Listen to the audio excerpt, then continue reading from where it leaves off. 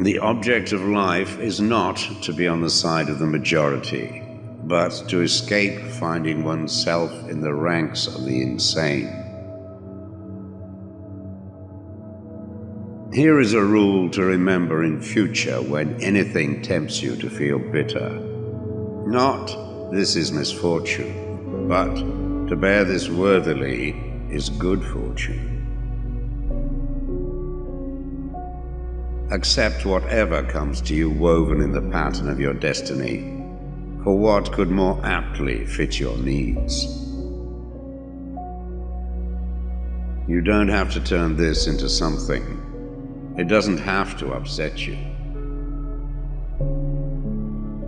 To live a good life, we all have the potential for it if we learn to be indifferent to what makes no difference.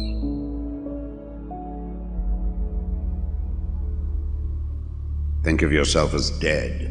You have lived your life. Now, take what's left and live it properly. Death smiles at us all, but all a man can do is smile back. The best revenge is not to be like your enemy.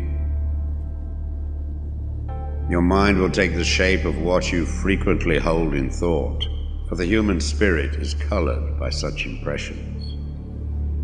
The impediment to action advances action. What stands in the way becomes the way. You have power over your mind, not outside events. Realize this and you will find strength. It is not death that a man should fear, but he should fear never beginning to live.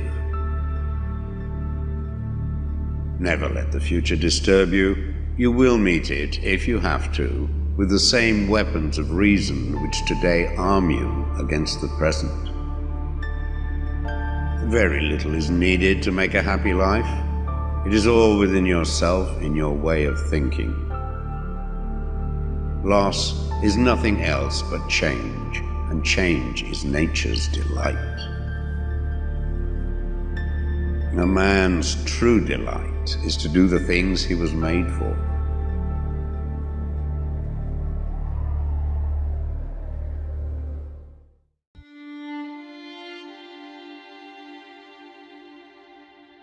True happiness is to enjoy the present without anxious dependence upon the future, not to amuse ourselves with either hopes or fears, but to rest satisfied with what we have, which is sufficient. For he that is so wants nothing. Begin at once to live, and count each separate day as a separate life. It is not because things are difficult that we do not dare. It is because we do not dare that things are difficult.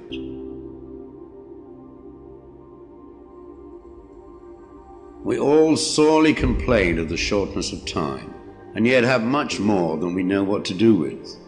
Our lives are either spent in doing nothing at all, or in doing nothing to the purpose, or in doing nothing that we ought to do.